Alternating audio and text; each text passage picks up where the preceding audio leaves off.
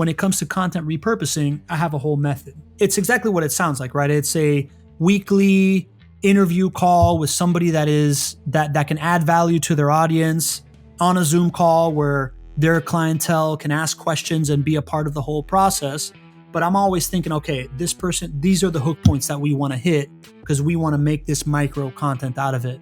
And then after that, it's just you take a long piece, you take a 1 hour interview, you transcribe it, you highlight the pieces that you think are the best, you send it to your editing team, you put like a hard hitting hook of 3 to 5 seconds of them saying something that is going to make people say, huh? And you just distribute it all over the place. You're listening to the Establishing Your Empire show, a podcast that inspires entrepreneurs, creatives, and future business owners to pursue their passions, grow their organizations, and build their empire. My name is Daran Herrman, and creatively, I'm best known for my photography. But business-wise, my claim to fame is growing a company from $15K per month in online sales to breaking the $1 million a month barrier. And I'm sitting down with interesting people to talk about their process, the lessons they've learned, and how they have established their empires. All right, I got Pablo Gonzales here today on the Establishing Your Empire podcast. Thank you so much for being here. Why don't we start off with, could be a simple question, but also a difficult question. Like, who is Pablo? Like, how do you define yourself as? My name is Pablo Gonzales. You killed my father. Prepare to die. I'm just kidding. I don't have an accent, but people normally hear my name and they don't associate my I don't know, the way I speak and whatever. Anyways, Pablo Gonzalez, who I am. First of all, Daran, thank you, man. Thank you very much for having me on here. Like, I am somebody at my core that really values attention, man. And to be put on somebody's stage like this, I don't take it lightly. I really appreciate it. And really, I'm somebody that has been fascinated with human connection my whole life. I am the most American person in my family. I was born in Venezuela. We moved to the US when I was 2. I entered preschool as the only kid that didn't speak English. And immediately my first formative, trauma memory is walking into that preschool class and wondering how I'm going to connect with anybody.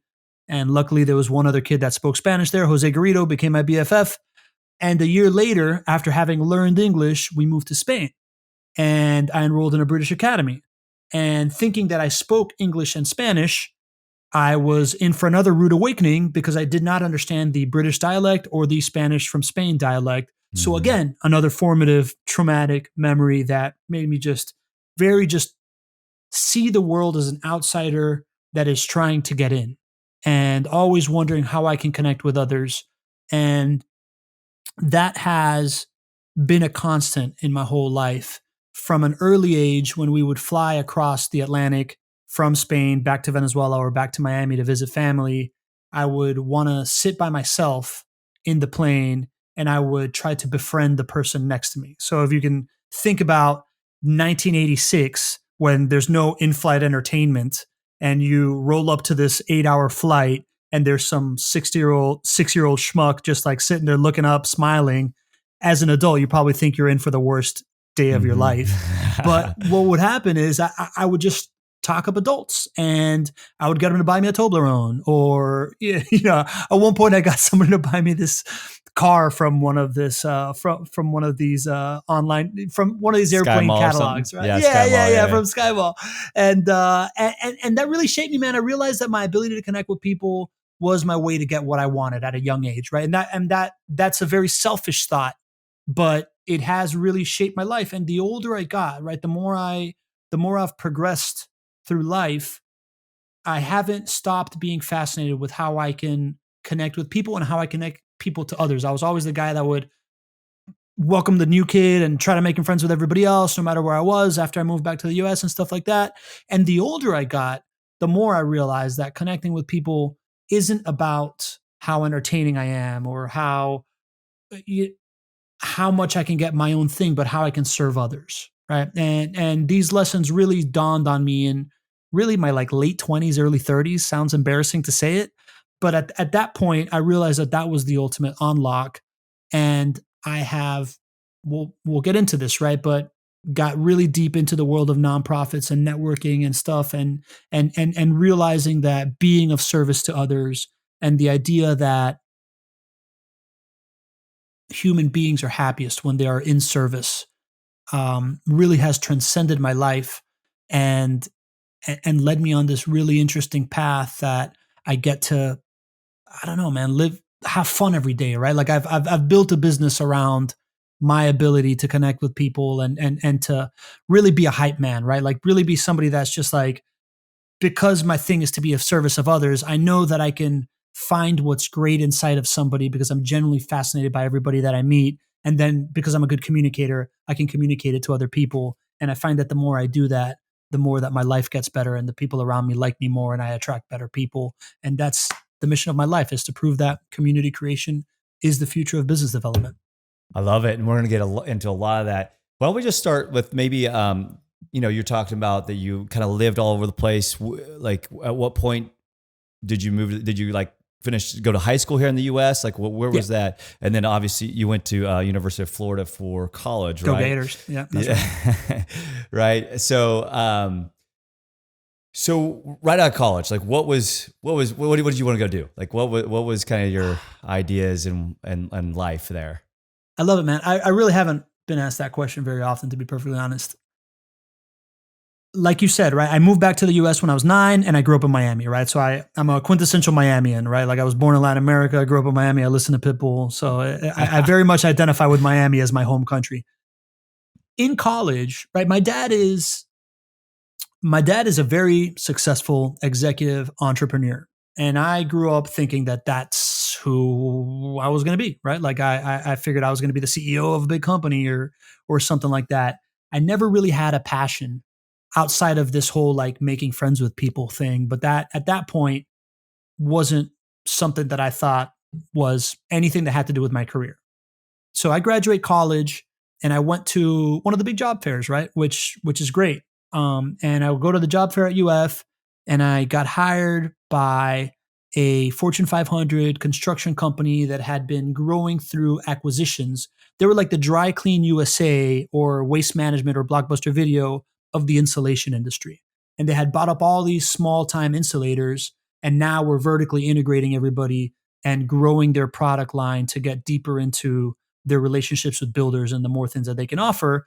And they found that they needed to build an all-star bench of managers and executives because all these guys that had come into the company now didn't want to, like they got paid and they weren't down with like the ivory tower telling him what to do. And they especially weren't down with the ivory tower saying, hey, I need you to go take over a branch across the country. So I got into this management training program straight out of college in the construction industry, which I never saw coming because I'm not a handy guy, right? Like that's not my thing. I fancied myself a fancier person than that. But what they offered me was this formation of being taught how to run a business and being able to take over my own operation within 1 to 3 years after going through this thing and being the boss. And it was entrepreneurial and it's something I really, really liked. So I jumped at that opportunity, right? Like I knew that I was going to move around a bunch. I knew that I didn't really want to stay in Miami at that point. So I basically told him, I was like, listen, man, I'll take this job if you start me in Miami so I can make my mom happy and then get out of there because I have to, right? So it's not my fault. And they're like, you'll move anywhere? I'm like, yeah, I'll move anywhere. So, I took this like management training thing. I started in Miami and about a year and, started hanging insulation in the summer of Miami. It was miserable, man. Because I had this like old school manager guy that ended up being a great mentor of mine, Dave Feeney, who was one of the only guys that was an executive in the company that started as an installer. So he's like, oh, I'm going to take this soft kid and make him hard, So he like put me out there hanging fiberglass for like 4 months. And then after that, in the summer heat, it was the worst. And then after that, I went through like the sales program and the manager program and the HR stuff. And a year and like 3 months later, luckily this guy, I became really good friends with him and he's a great storyteller and a great connector. So he's off at an executive meeting and he's talking about like my young manager in training, Pablo Gonzales, telling my stories. And the VP of the West Coast heard about me. And he was like, I want him to come up here and meet me for dinner in Orlando. Right. So I get this call from Dale Kameny, the VP of the West Coast. and I drive up to Orlando. I go home, I shower, I drive up through 4 hours to Orlando, and I meet him for dinner. I meet him like at 7:30. By 10:30, we're like 4 scotches into it, and 10 days later, I was living in California, and that started this whole other phase of my life. But I think I'm getting a little long-winded. No, My you're origin- great. You're great. I love it. So basically, you took a job that was just a job, right? And then it sounded like it produced some opportunities and a mentor and such. So then, if I read in your kind of your background, right? So then, at some point, you founded your own company or created your own company, correct? Yeah, in the construction space still, or yeah. So I move out to California. I take over at like 24 years old. I'm running I'm like P&L responsible for a $15 million division with 100. At the time when I took it over, it was like 100 employees. I grew it to about 150 employees because we added paints and we added a couple of different things. And out there, I became a green building expert because my company had launched this like high performing home program in a collaboration with GE and this like high performance stuff. This is like 2007-ish, right? 2006 with the energy crisis. So they started branding it as green. At that point, I'm like, dude, I've always been into sustainability.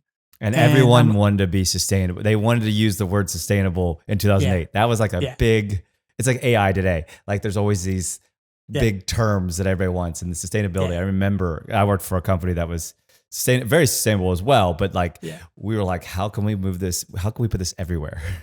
Greenwashing was what everybody called it, right? Like everybody wanted to greenwash it. So I got really into that program. I talked them, when they announced it, at first I'm like, oh my God, finally I can like my career, right? Like I hated being this like middle manager guy. And I talked them into letting me head up that program. And then I became a green building expert as a result. And things changed in 2008, 2009, right? in the construction industry. A little bit. Yeah. And I got the opportunity. I decided that I didn't want to be in this like operational role anymore for a big guy. And I loved having cracked the top open of this green building thing. So I decided I was going to start my own green building consulting company. So how did that? So one of the things I love to dive into is because there's a lot of people out there that have jobs and would love to do their own thing, right? And there's two sides of that, right? There's the caution of it, and there's also the, hey, let's motivate you to do it. Like, let's push you off that ledge. And, I never want somebody to just run towards it without like fully understanding what it is. But like, how did you decide, okay, look, I'm going on my own? Like, did you have a certain money saved up? Did you have an opportunity present itself? Or did like things go really south at work? Like what happened? What was your story there? Things went really south, man. And, I'm just going to say it, dude. I've never really spoken about this openly. My parents don't know this, but I got what I like to call Ricky Williams. At the time I had broken my wrist. I got the medical license to use medical marijuana, cannabis to treat the pain relief. And I was smoking pot, and they had just changed from anyways, I got popped with a drug test. Right? Like after being told that what I was doing was in compliance with company policy, because I had the permit. Mm-hmm. Nationally, it wasn't full on, right? And the headquarters were in Florida. So I got popped with the drug test. I took it thinking that everything was fine, thinking that I wasn't doing anything wrong. And they had to let me go as a result. It's so ridiculous. I mean, politics aside on it, like, I mean, if one state is saying that it's medically okay, then the other state's not. But it's one of those things where you're caught in the middle. And I think it's a moment in time with a lot of this stuff. 30 years out, you'd be like, what? It doesn't make any sense logically. But I think people set some rules, and then if they feel like if it is a rule, they have to follow it. So that was your push off the diving board. So how did you land?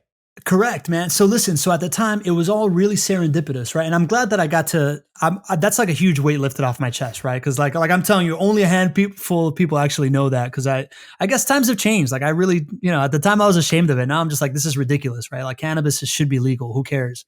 But we only have listeners in every single continent besides Antarctica. So I don't think anybody will hear it. As long as my mom's not listening, it's all good. That's going to be awkward. So man, I had just popped the top open on this thing. I got really lucky that at the time, California had just commissioned this study to see what their energy needs were going to be for the next 50 years. And they were like, we got to build 30 new power plants. Not very feasible. So they invested a bunch of money in training people and how to retrofit energy efficiency into existing buildings. And I qualified for that program. I got a free like crash course master's in retrofitting energy efficiency. I called up an old client of mine, contact of mine down there who's a contractor. Was like, listen, man, this is what I'm doing. You want to get to work? He's like, yeah, let's go get to work. We tested the market with it out there, and I was all set to just go off on my own, starting my own stuff in Southern California. When my dad gave me a call, and he's like, hey, man, you can be one out of 200 guys out there that got that certification in California, or you can move back to Miami and be the guy. And by the way, I just finished playing around the golf with this guy, Bill Hawley, who's developing the first LEED certified high rise in Miami. LEED certification being the green certification for high rises. And he wants to take a meeting. You ready to hop on a plane? I'm like, yeah, I'm ready to hop on a plane. Came back, had lunch with that guy, cut a deal with him to have some office space within his building. He would introduce me to his commercial realty team. That would be a lead funnel for me. And I was set, man. So I went off and I started this company called Building Conscience, which would specialize in retrofitting energy efficiency and lead consulting for builders. So then how long was that with the exit of your previous job? Was that like a week or was that like months away when you got 6 months? 6 months. It was like, yeah. And then with that, obviously with that big contract starting out, was that, financially good for you from the start for the business? Or because the one thing with a lot of people don't know, when you do a bigger contract, especially with a company way bigger than you, sometimes that can bleed you for a while because it happens slow. Sometimes they pay slow. So how did everything smooth, or was there some rocky roads there? Yeah, man. It was listen, I moved back to Miami and I moved in with my parents, right? Like I moved back in with my parents at 29 years old. I turned 30 living at my parents' house because I was starting this business, right? I just ate a dick for a little while and because I wanted to do something about it. Yeah. And then how long did it take before you were able to move out? It took me a year and 3 months before I made any money, right? So I was there for a year and 3 months. The second half of that second year was awesome, right? Like I when I moved back to Miami, it was like moving back to the future, right? Like the state of the green building industry and the understanding of what it is in California was 10 years ahead of Miami. So when I landed in Miami, I thought that I was going to be, ready to sell, but I had to educate the market for a really long time, right? And I really busted my ass doing that, educated the market, and then by the time I did, as soon as I started, I got one really high profile client, and then after that, things started falling in line. And by the end of year 2, I don't even remember anymore, man, but I had probably had like a revenue of a total of like $200,000 inside the company, but it was all that last half of the year. And then at that same point, my biggest partner, which I was referring business to and bringing in for the retrofit side, and my biggest client, which I was doing the lead consulting work, kind of got in a competition to buy me out. And I ended up going with the contractor, which is this hospital builder that was founded by a friend of my dad's, who's a great community leader over there. And it was they had this really interesting niche, because now we're talking about 2010, 2011. We're still coming back from the Great Recession, but his niche was university buildings and hospitals. So that was still building like gangbusters. And at the time, I chose stability, and a really cool title of director of sustainability to go with that. So it's interesting. So I always think double selling is always really difficult, where you have to sell what, like, you're selling, this is this new thing that you need to do. And then you have to sell you as well. Like you have to sell the company. And that's always a tough process. Did you, in any insights of how you were successful on kind of doing that early on? Like, because there's so many approaches, right, to take to that. Any thoughts there? Market the problem, right? So straight out of the play bigger category design playbook, right? Market the problem. It's a lot. You will do both things. If you talk nonstop about the problem that exists in the ecosystem and you can define that problem really, really well, you're going to attract people that assume that you have the answer, right? Because if there's a great saying that I like to repeat, that is, you never, I'm sorry. So there's two sayings that are kind of along that line, but people don't do business with, and they don't follow, and they don't grow bonds with people that they understand. They do business with and follow and grow bonds with people they feel understand them, right? So if you can define the problem, who can best define the problem, that person that's hearing that message will say, oh, they think like me, right? So if they can identify with that, they think that you have the solution, would be the quick answer of how we do that. Well, I absolutely love that. And that you can use in any business that you're in. You could be selling websites, you could be doing construction, and you could be doing so many different things. But if you speak to the problem and you have a valuable solution and you have a way for them to pay you, a lot of people miss that last part. Is they'll talk about a lot of problems, so they actually have great solutions, but like, at the end of the day, like, how do I fund that? Do you have a package or service or whatever? The offer is huge. Yeah, the offer, to kind of finalize it, right? And you become a little bit the subject matter expert if you're speaking to the problem often. So when they finally, even if they don't understand the problem yet, when they do, they're like, oh, who was that person who was talking about that often and often and often? And now with the internet, your voice can be heard exponentially, but there's also a lot more noise out there. So it's, it has its own set of difficulties. All right. So successful exit, it sounds like. And so then you took a job with the company that bought you. Sounds right. All right. So we'll go ahead and fast forward a little bit to maybe not now, but like maybe give us an overview of like how, one of the things I guess I want to preface this with is Pablo has this kind of very interesting thing he's doing right now where I think you're basically sell yourself as a business development person that's a people person, but you're looking at it in this very unique way.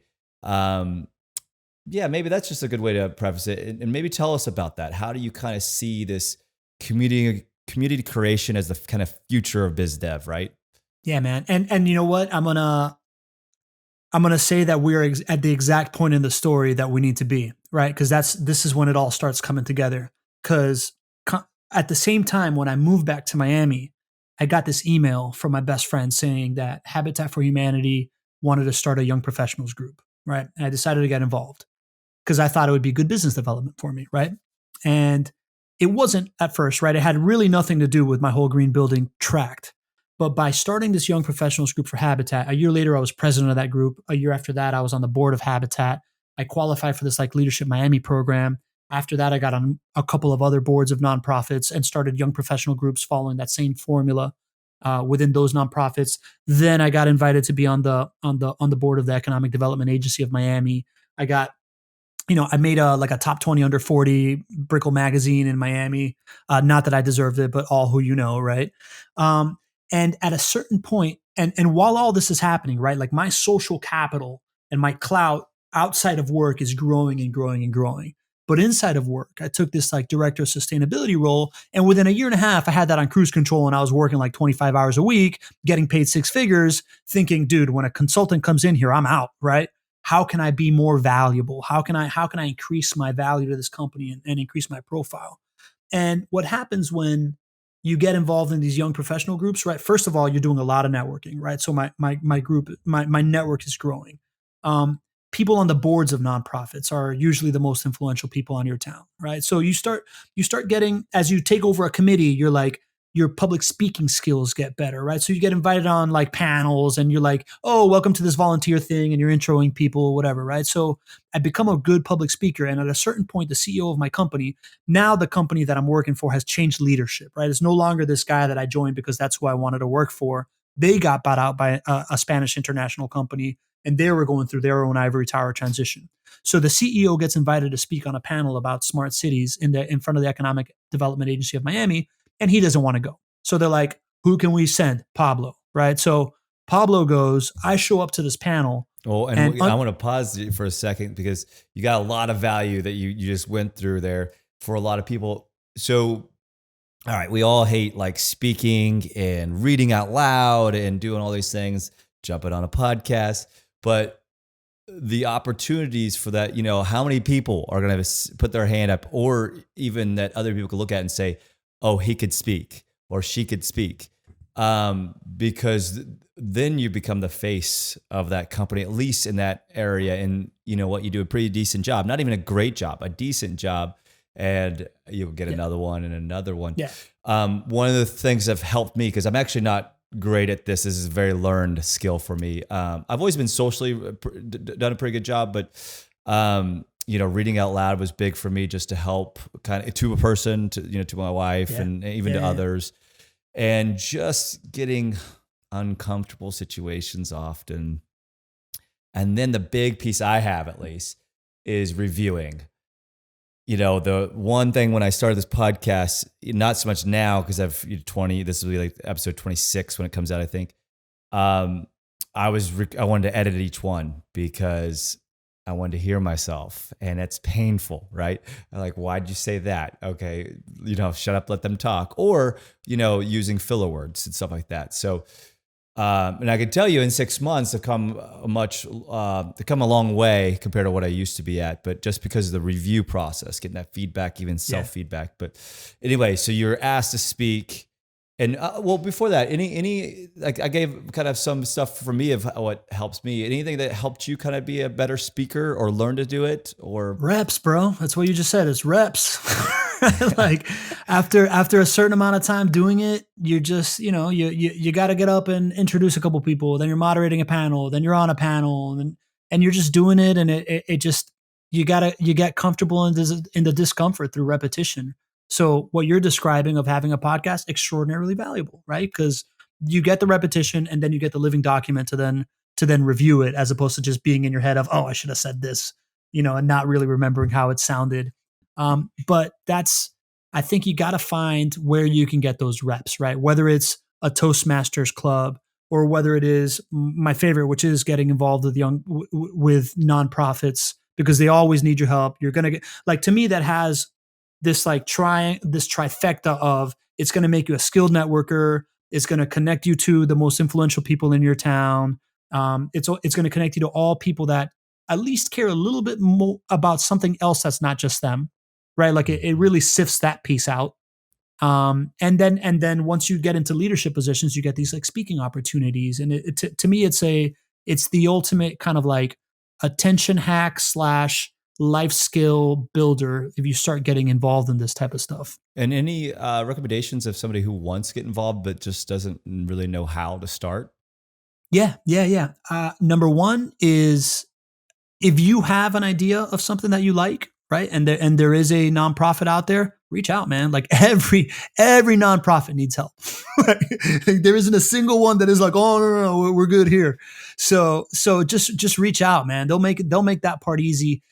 I highly recommend ones that have young professional programs, right? Like I don't really consider myself a young professional anymore, right? I turned 40 this year, but there's people in there up until their late 30s that still take advantage of these things, because if they have this young professional thing, it's very like networking driven and build your network and this type of stuff that adds value, and it's a really easy in, right? So I know that United Way nationally has great young professional programs. Not a charity that I really connect with very much, because it's more like a hedge fund for charities. So right. What was one of your favorites specifically? So Habitat for Humanity was really something that I was super passionate about. But I know that they don't have young professional programs everywhere, right? I'm just trying to say something that has a young professional program for sure. The charities I was on the board for, man, were Habitat for Humanity, were one called Dreaming Green that was teaching sustainability in schools, and another one called Miami Lighthouse for the Blind. I love it. So I really appreciate it. So let's jump back to the story. So before you were rudely interrupted, you were talking about, so you got, basically, he didn't want to go, and they pointed, hey, Pablo can do it, right?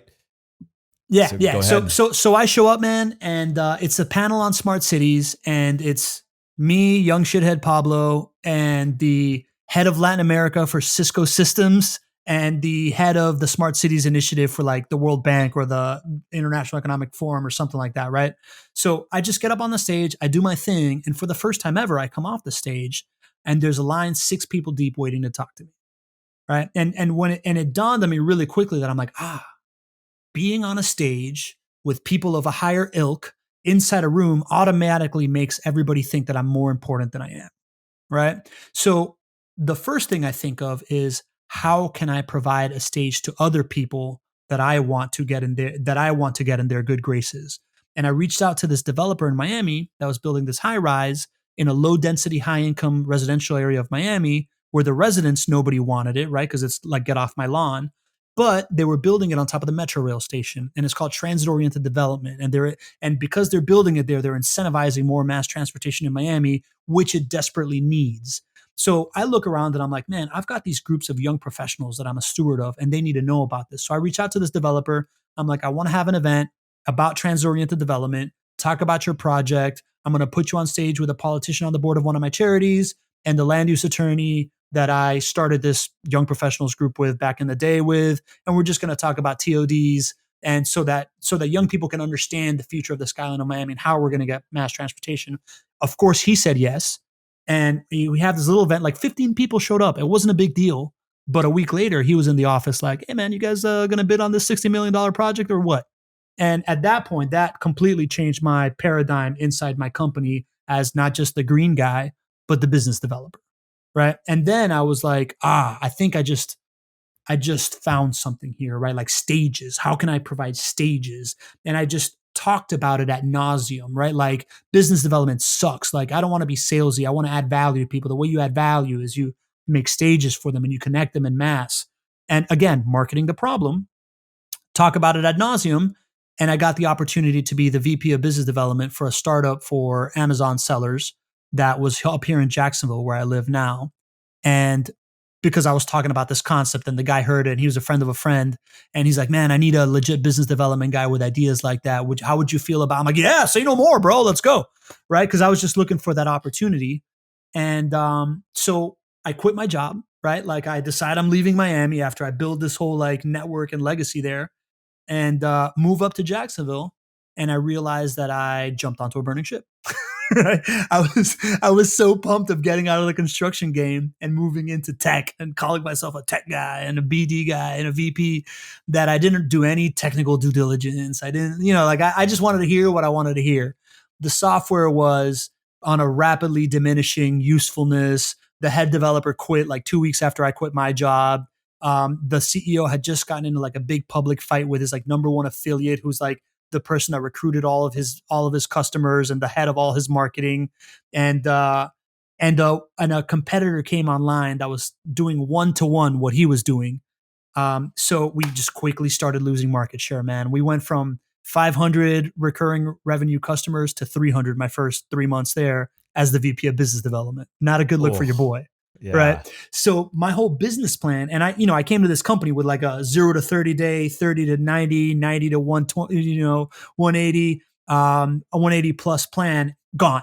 Right. Like I don't have the funding for it. I don't have any of that, but I did, what got me to this company is that this guy had an event that I came up and I moderated and I keynoted before I quit and started working with him. So I knew that he had a community, man. And I knew he had people that followed him because he had built an audience based on like Facebook ads in 2014 that still served him. And I thought to myself, I'm like, all right, man, I can't do this whole having panels across the world to like bring people together, but I can reach out to the 12 highest paying users of the software and have a every other week call where we can give them a little bit of value and then have a little therapy sesh, right? Like give them the whole community feeling. And I thought back to my days as the green building consultant in Miami and having nobody to bounce ideas off of and how horrible that was. And I thought of e-commerce sellers as people that just sit behind the computer. They got their team of VAs, wherever that is, but they're generally alone, right? So I thought it's an island. Yeah, trust me. It's an island. I've been in e-commerce my whole life. Yeah. And even when you work for a company, you're usually like in the back. You're not talking to people. You're just slaving away. Yeah. At making things more efficient and doing campaigns that are virtual. Not talking to people. So I love it. Keep going. Yeah, man. So plus I looked at these people and I'm like, dude, these 12 people now make 30% of our recurring revenue. We cannot, in a world of high churn, we can't lose one of these.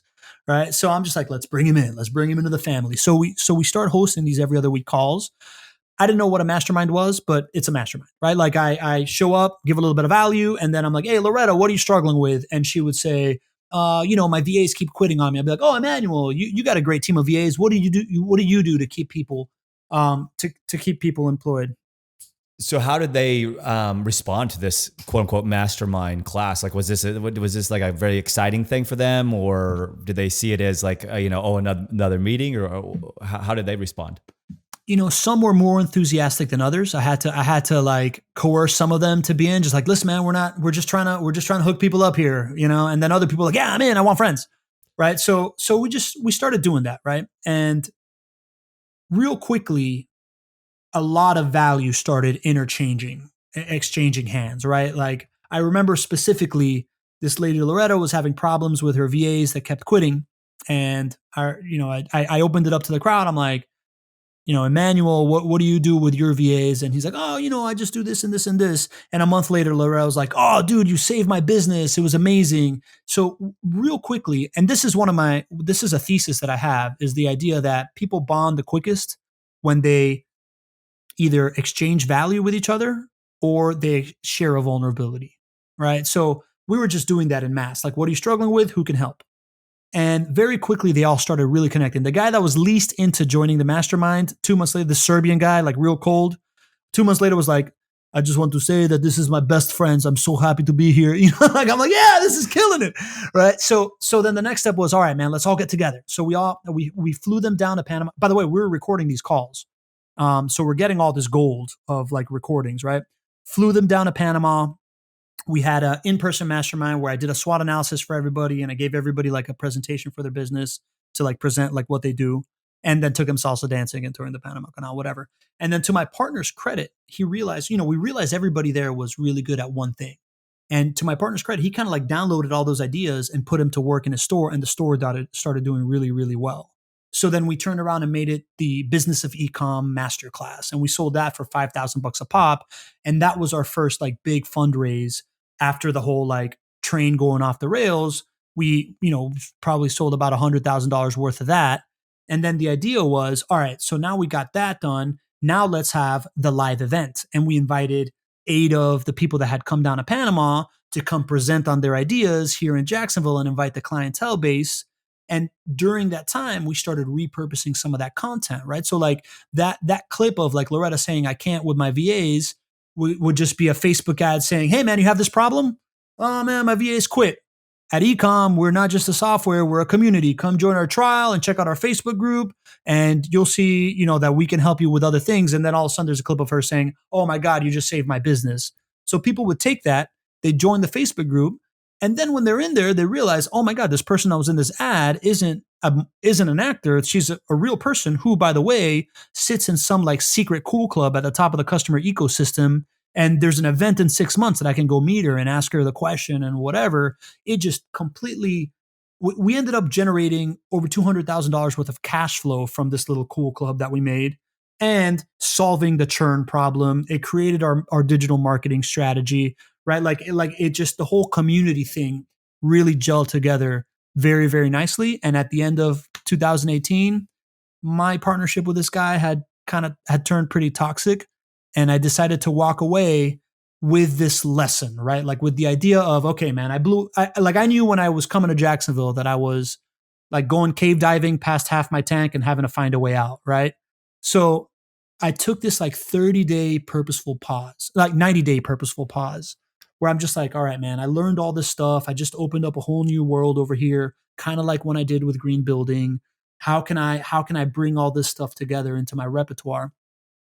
And I take 90 days to figure out where I want to be in 10 years and then reverse engineer the journey.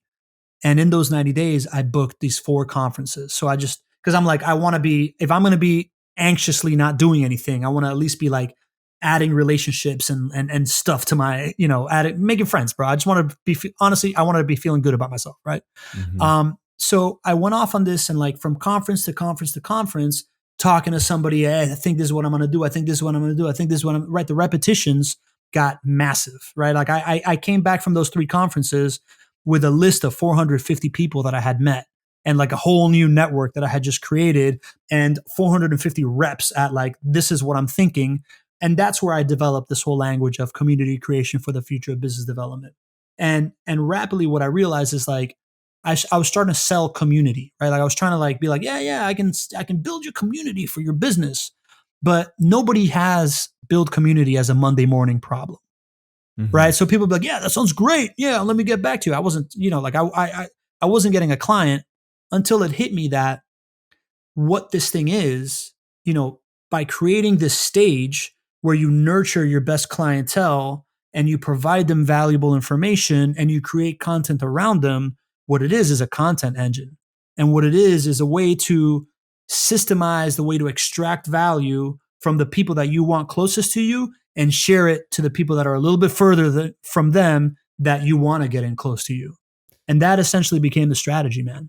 And talk to me, which I love that. Talk to me about taking one piece of content and it sounded like you repurposed it, reused it, multiplied it, right? Yeah. So is that something that you guys kind of? It sounds like it's something that you would do. Like, how would you think of that? Like, when you create content, is it something pre-planned, or is it something where you're just looking through it in the editor room, or Talk to me anything about that. Of taking one piece, one action, whatever it is, and getting all the mileage out of it. So I stumbled into all of it, right? So at first, that's not purposefully what I was doing, man. Now I got it down to a science, right? But back then, it was very basic. What ended up happening was my first client ended up being this guy called Brendan Kane, who wrote this book called 1 Million Followers because he built 1 million followers in 30 days. And he happens to be the world's foremost content expert. And what he was, and he was he had this book out. He was touring the world. He's like the social media consultant of Katie Couric, right? And the digital strategist of the stars. And he was trying to build a recurring revenue model in what he was doing, because when I spoke to him, I was trying to figure out how to get on more stages. And he basically was just and it was a friend of a friend intro, right? So he just took a call graciously with me. And when I'm picking his brain about how I can get on more stages to talk about networking and building relationships in this community thing, he's like, dude, I did something extraordinary. I don't know how you're going to get on stage, which I accepted that advice. It was accurate. And then I asked him, how can I help you? And he painted this picture of, man, I'm killing it. I'm speaking around the world. I charge $1,500 a half an hour. I have all these celebrity clients, but I want to help more people and I want to create a recurring revenue stream. So then I was just like, all right, this is how we did it at this other company. And I told him about the design of the high paying mastermind and the Facebook group and how that all feeds each other. And he saw that as a tool to fix that problem. So we went to work there. And there, doing that with him, I learned, the cutting edge of content strategy, right? So for him, it was a community tool. And by the time that I implemented it for him, he was like, all right, I got this. And he continued on with what he's doing, because he didn't need a content engine because he was already a very skilled content creator. But then I turned around and used what I learned from everything he taught me about content, of how to frame it, how to, how a hook point is everything, how to approach conversations from a hook point standpoint, right? He has this amazing story where when Katie Couric went from Good Morning America to Yahoo, she lost her whole audience. And called him up, is like, yo, Brendan, what do I do? She's like, all right, who's your next interview? And his next interview was Elizabeth Banks, her last interview. So he's like, all right, let's look at Elizabeth Banks. And he realized that Elizabeth Banks had a couple of things that she really cares about, right? She's very much in female empowerment. She is in the Hunger Games and a couple of other things. So he reverse engineered an interview to be all hook points, right? So it's not about a question. It's about, I want to get her to talk about this thing. And then took that content and repurposed it so they can attract those audiences, right? So now when it comes to content repurposing, I have a whole method. And I think of every conversation and every bit of content that I'm doing for a client, right? And it's exactly what it sounds like, right? It's a weekly interview call with somebody that can add value to their audience on a Zoom call where their clientele can ask questions and be a part of the whole process. But I'm always thinking, okay, this person, these are the hook points that we want to hit because we want to make this micro content out of it. And then after that, it's just, you take a long piece, you take a 1 hour interview, you transcribe it, you highlight the pieces that you think are the best, you send it to your editing team. When the editing team gives it back to you, you say, okay, this is what I want as an intro, right? You put a hard hitting hook of 3 to 5 seconds of them saying something that is going to make people say, huh? And then once that happens, then you put in a little mini intro, and then the rest of the clip plays, and you just distribute it all over the place, and you feed it all towards wherever that interaction point happens, right? Whether it's that Zoom call or the Facebook group where you go live, or whatever. But what ends up happening is people just start congregating around this audience because you're making content where your audience can see themselves in it, right? Like Yeah. whether it's I like, love it. I mean, total light bulb moment there for me. Like, so basically what I'm doing with this podcast, which is great because, we're chatting and get interesting people doing interesting things, all this, and I'm doing all what you just said, but I'm like, wait a second, why am I not doing that for one of the companies that I run and own, or just to talk about e-commerce, because I don't really do that enough except when I'm like asked to go speak or something. And I'm like, well, why don't we just get on a call and just do the same thing I do with the podcast? Ask a bunch of interesting questions that I've already kind of pre-planned because I want to hook these different areas of value. I think the podcast became easy because there's no really ask at the end, except, hopefully you just listen, right? mm-hmm. I think this was a point where a lot of people do get stuck is when there's a monetary gain, some people get a stopping point. And there's no reason for that other than their own self-conscious abilities, because especially it sounds like to me that you're still providing a ton of value with this along Mm-hmm. the chain, probably from a free user to a very expensive paid user and everywhere in between, right? So anyway, I just wanted to kind of interject there with kind of my own thoughts there and it's very obvious and simple, but sometimes we just don't think of these things or we don't put them in practice. Often the simplest stuff is the best stuff to verbalize because people are just like, oh yeah, that is what I've been doing. You know what I mean? Like, what? but yeah, man, listen, there's a couple. So the key to it is to be giving, right? When you're doing this for a company, for a podcast is great. You're just having awesome conversations, right? The key to it is to be giving, right? So if you have a clientele, you think about what that clientele needs. One of those things is your product, right? Cool. But that's just one thing. They have a whole ecosystem of things that they could use, right? Knowledge that they could acquire, relationships that they could make.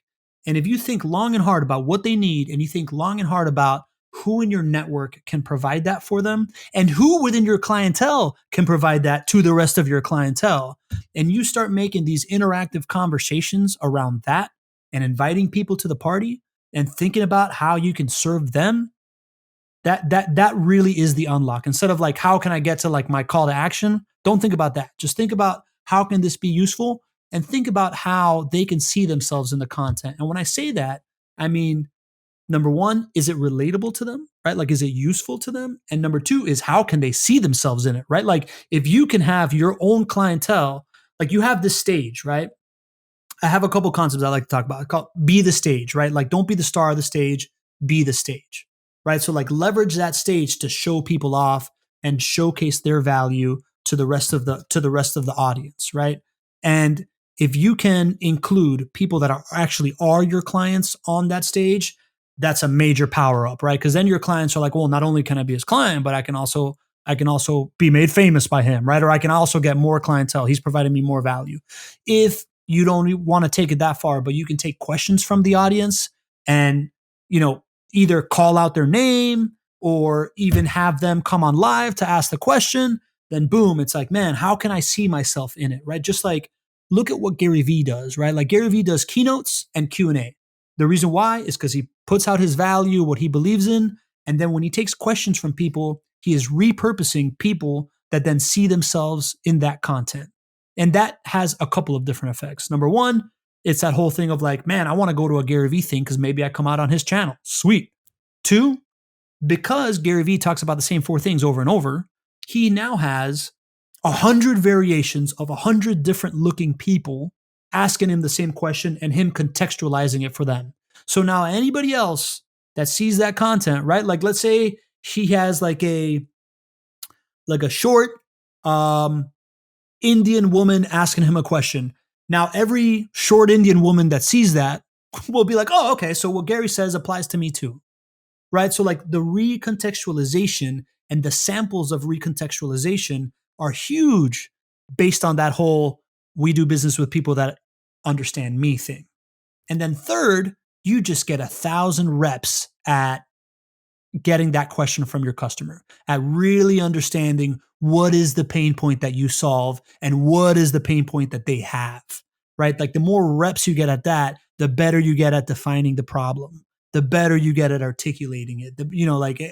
It's just this like giant ball of value that happens when you execute this correctly. And anybody could do it, man. It really is not, there is no IP here, man. Like it's just just think about it like this and execute, I love it. And maybe this will be tough, but I'll put you on the spot. Please. Let's say that, all right, you're selling some software or something, but it's not in a, I think there's some people who say, great, but you know what? I'm not in Silicon Valley. I'm not selling something interesting. I'm not in e-commerce. I'm selling to car dealerships, right? Mm-hmm. Like an old industry or construction, right? Yep. How can I do that? Like, say that you want to really make some waves. Obviously you're a salesperson, so you hopefully have some skills. Like what would you recommend for somebody like that, sitting in that space and not in a very, maybe in a little older world space, right? Yeah. I think that's where you have the most opportunity, bro. Right? Like I come from the construction industry. I know it's a troglodyte industry that has not evolved very much, but those guys are on Facebook and they're on LinkedIn because everybody is, right? Like everybody uses the internet. We can all agree on that, right?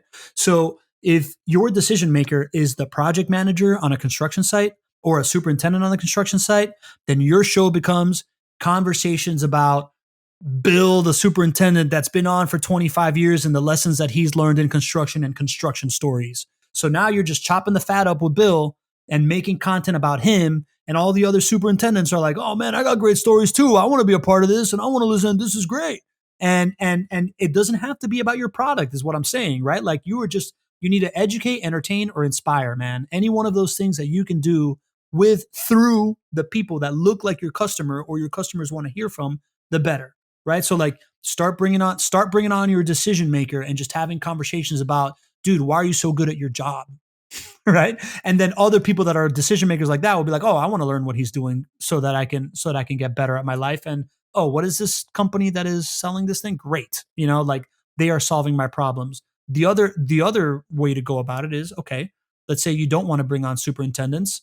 Let's bring on, who do superintendents want to be like, right? Like bring on like directors of construction or bring on, you either bring on the person that is your client or the person that your client wants to know, right? So bring on a NASCAR racer. I don't know. You know what I'm saying? Like, No, I absolutely love it. You talked about this already, but I think you put it in such a great way there of putting on the, people very similar to your decision maker so that when your decision maker sees it, they can relate to it, kind of like you were saying earlier. I think that's a great value piece of kind of pre-planning your audience to be the exact same people you're talking to and you're using for your content. Yeah. And that's a key thing in copywriting that's been around forever. That's a key thing in marketing. And, this is just using others to basically write all this copy for you and do all this content creation for you. Crowdsourcing, bro. Yeah, as opposed to sitting at the table and having to brainstorm in your little team and end up just saying way too much about your own company, which is what always happens. Trust me. Yep. I have a lot of clients in marketing and it's really difficult to even come up with those ideas. Yep.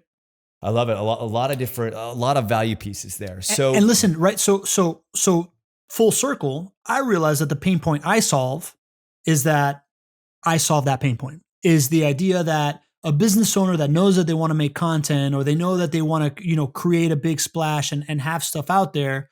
I know that they're spending 20 hours a week just like, dude, what do I say on my next live? And when you can just show up and be like, no, man, I got this formula that just like spits content out for you. And all you need to do is show up for the conversation because I'm going to be the Conan O'Brien of the show and I'm going to keep it going. And you just got to have color commentary. And then we're going to make all these pieces of content and you're guilty by association. Then boom, that problem is solved. And on top of that, I am like Manchurian candidating the idea that we're building community. Everything else is just like, no. We're making content. We're building this giant web. We're building relationships with people. You're going to be a kingmaker, not a king, right? Like we're going to be putting people on, and everybody that wants to be a king wants to know a kingmaker, Talk to me about I would say it kind of went a little viral video of you rapping. Tell me how this came. How did you come up with this idea, dude? I'm so glad you asked. And can you rap? Like, is there anything you can give us? I mean, dude, you want me to freestyle right now? I'm like not well, but yeah, everybody can rap. I think I think we need some, or maybe I'll throw that on the front end of this video or something. I think we at least need some. Everybody needs a little taste of Pablo rapping. Yeah. But talk to me about it. I'm going to give you a little taste of my content strategy, but Daran, I don't want you to be mad at me because at the end of the day, I'm just trying to fly with me. I don't know. I can't really rap. I love it.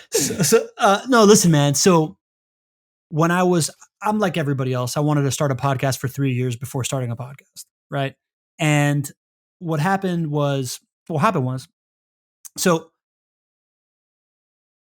I'm going through 2019, right? 2019 was hard, bro. Like I really just jumped off this cliff, right? Like quitting my construction job wasn't easy. It was the first time that I had competing offers to go be head of business development. It was the first time I ever went against my dad's best advice. So I went out on this limb. The bottom fell out from under me. I was in the worst case scenario that I conceived, which I was cool with, but I was in that worst case scenario, right? So like 2019 was a year of high growth. And as stuff starts working out for me, in 2019, I'm like listening to Logic's Young Sinatra 4 album. And his last track on that album is a track called Last Call, where it starts off with this like sick jazzy hip hop beat. And he's like, man, as soon as I heard this beat, I knew it was some Last Call shit. And ever since Kanye did one, I want to do one. And I'm like, Kanye's Last Call was the last track on his first album, where it was him rapping and then telling the story of his first record deal with Jay-Z. And Kanye's first album is one of my favorite albums of all time. And that track itself is one of the things that I've listened to the most. So when Logic did it, I'm like, oh, this is genius. So Logic did it. And then his was more like rap talk. And then it ends with this like motivational story of just like, yo, man, just be you, like put your mask on first when the plane's going down. You got to take care of yourself, like stuff like that. I'm like, dude, by like the 10th time I listened to that thing, I'm like, I want to do this. Right. So this is maybe beginning of October of 2019. So I'm like, dude, I'm going to do this. Like, I need to do something like this. And then I start thinking, I'm like, all right, if I'm going to do this, it's going to go viral. So I have to have it in some receptacle. So like, all right, shit, I'm going to go put out 6 episodes of a podcast real quick so that this can be my last podcast of the year. And then I just start ruminating on it, right? Like I start like thinking about like the story that I'm going to tell. I start thinking about the rap. And the first thing that comes to mind is like, dude, I need a sick jazzy hip hop beat. Like, how am I going to get this? So I call my best friend Billy, and he's a musician, and I ask him for a beat. And what he gives me is more like funk. Like he's a bass player, and it's more funk and more like punky. And I wasn't feeling it, but I felt bad to have him revise it because he's the CEO of a startup. But I just go on and I keep writing what I want to do. And then was it like right after Thanksgiving, I'm like, man, I'm either going to do this or not. Maybe I should just use Kanye's original beat. And then this guy starts following me on Instagram called Monitor Beats. And I'm like, what? So I check it out. It's this like beat producer. It's some like 17-year-old Russian kid. And I reach out. I'm like, yo, man, cool. Thanks for following me. By the way, I'm working on this project. Interested? And the guy gets back to me within 72 hours. I produce the beat. So I'm like, oh shit, I have the beat now. Yeah. So now I got to do it, right? Like, and I had been like ruminating on like what the rap was going to be and what the story was going to be. And then finally I just booked a session at a podcast recording studio on December 27th. And I'm like, all right, man, I got these 2 hours where I just got to lay it down.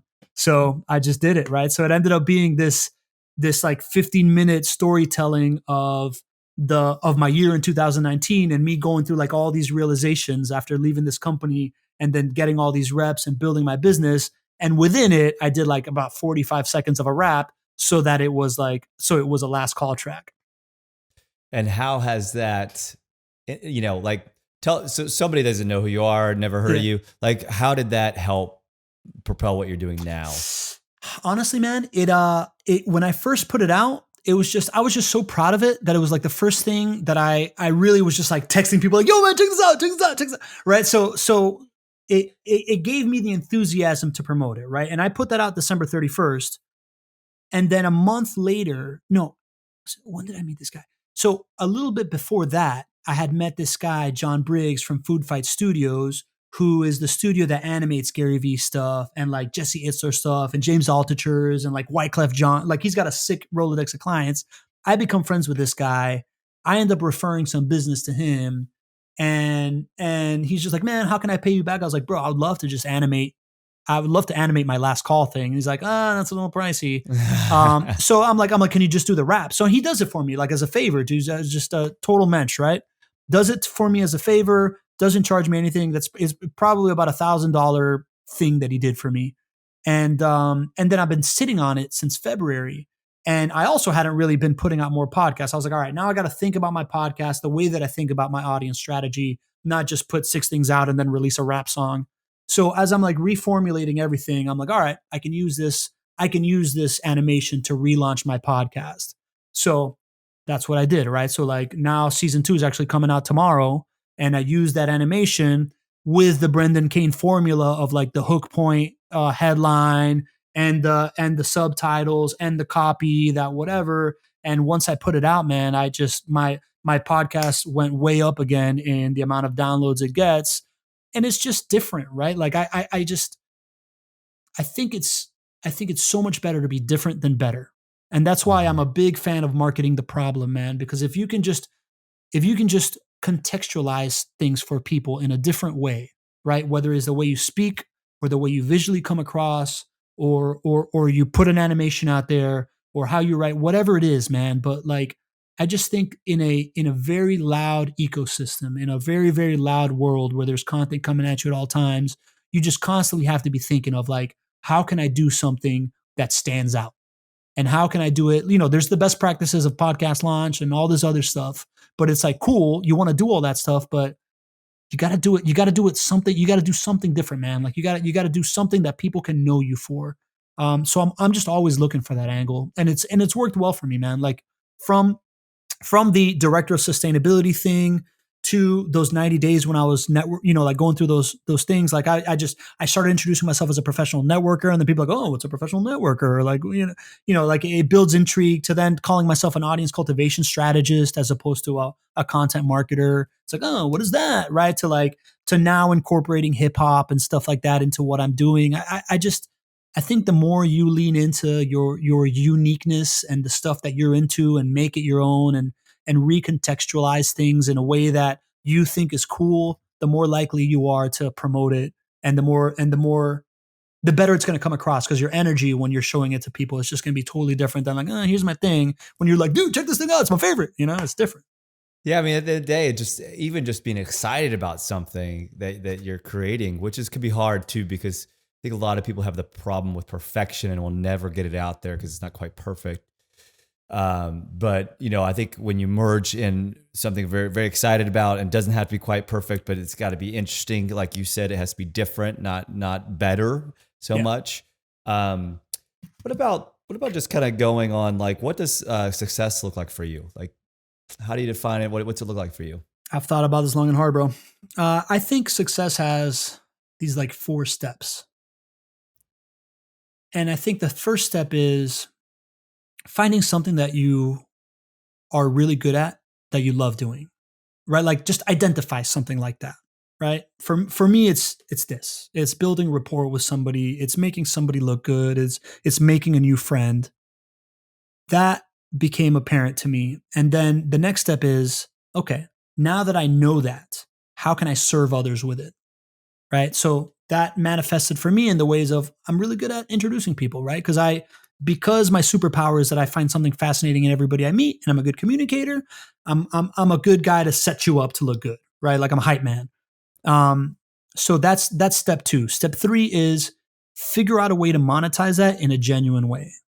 Right. So when I'm like going through my 90 days and I'm telling people all this stuff, and I've realized step 1 and 2, and I'm trying to monetize, people are like, well, you should charge for introductions, or you should have a mastermind. I'm like, dude, I feel like if I start charging people for introductions, it takes away the authenticity. I don't feel it's real. I don't think I'm important enough to have a mastermind that people pay for. Like I just want to hang out with people, man. So I had to figure out a way to monetize it in an authentic way, which became the service of creating content for people. And then once you get to that stage 3, then stage 4 is build a business around it, man. And if you do that, right? If you build a business around something you love doing, where your role is something you love doing inside the business, then you're successful, right? I'm having such a good time, man. Like I've never worked more and made less money at any point in my career than right now, but I'm having a fucking blast, right? Like I'm having a really good time. I see I see things building.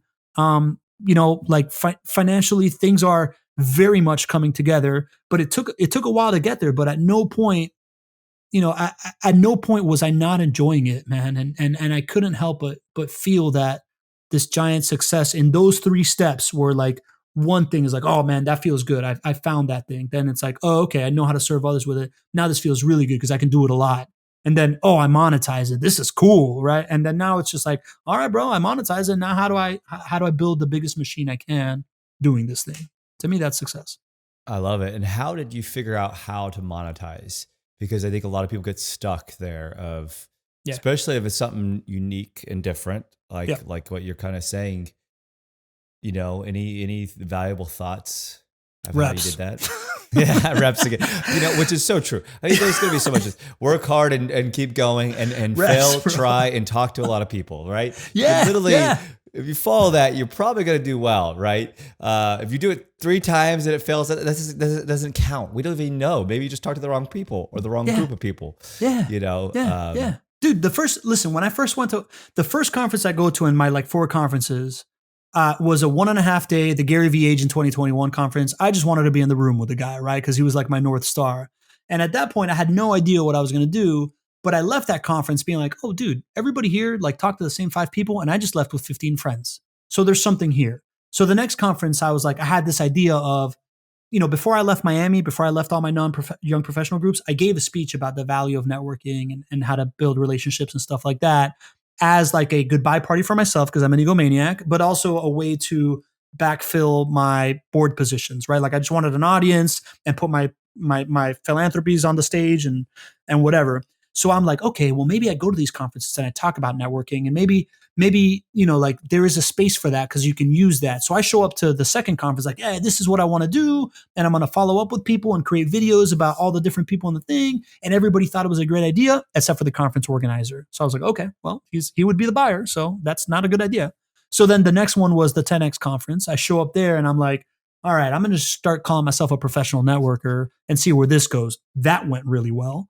And there I found another key to the puzzle, which was how to monetize stages. This guy, Pete Vargas, talks about that and like the ecosystem around how it's not just your speaking fee when you're on a stage. It's all this stuff that you can build around it as a lead capture and follow up and do stuff. And then the next one was Funnel Hacking Live when I learned the infopreneurship model and I started getting invited on podcasts. So I just kept iterating and iterating. My first idea was I'm going to speak at conferences about networking. My second idea was, I'm going to create an infopreneurship product about networking. My third idea was like, okay, I can host masterminds and build community for people as a contractor for them. And then my fourth idea, I guess is my fourth idea, right, is a content creation, community creation agency that I now have and is thriving, right? So it's just repetition, man. And that repetition is built into the business model that I sell, right? Like by having these ongoing conversations that you're making content with your ideal clients and the people that you want to build relationships with, you yourself, my client, is going through that process of iteration by continuing to talk to them and continuing to be in front of them and continuing to present them with stuff and finding out if they like it or if they don't and recontextualizing something that you thought you had answered, but nobody was really understanding. And I think another piece that you were basically saying in there is the feedback loop, that you were also listening. You weren't just pitching. Yeah, you were listening to what, so that way you can constantly like little, I don't even know if I call them pivots, but you were constantly refiguring out your direction. And, you didn't have to have a perfect true north here. Your true north was perfect. It was you wanted to create a community and work with people and empower people. Yeah. I want to be known for proving that community creation is the future of business development. Once I set that path, man, then I could get there any way I can. Right. By recontextualizing what I'm trying to do as many times as possible. Right. Like I won funniest in high school, man. I got voted funniest in high school and I've never written a joke, but I said the same 5 lines from Ace Ventura over and over again in different conversations at the right moment because I could recontextualize. To me, that's all I'm doing now because I have created all these different relationships. I've seen how everybody operates in different careers and different mindsets, different types of people. If you can just keep recontextualizing what you're doing, you can always add value and you can always, be of service. Oh, all right. So then this is my last question I have for you. Right. How would you like to be remembered? Man, I want to be remembered as the guy that taught the world that the other is a value to you, not a threat. I love it. Well, Pablo Gonzalez, it was fantastic having you on the Establishing Your Empire podcast. It was extremely valuable today. I mean, I'm going to go back and be taking notes. I really appreciate it, man. Dude, like I said, man, I appreciate you having me on here. I appreciate a stage. I appreciate the opportunity to put my value out into the world. So thank you. All right. Cheers. Cheers, buddy.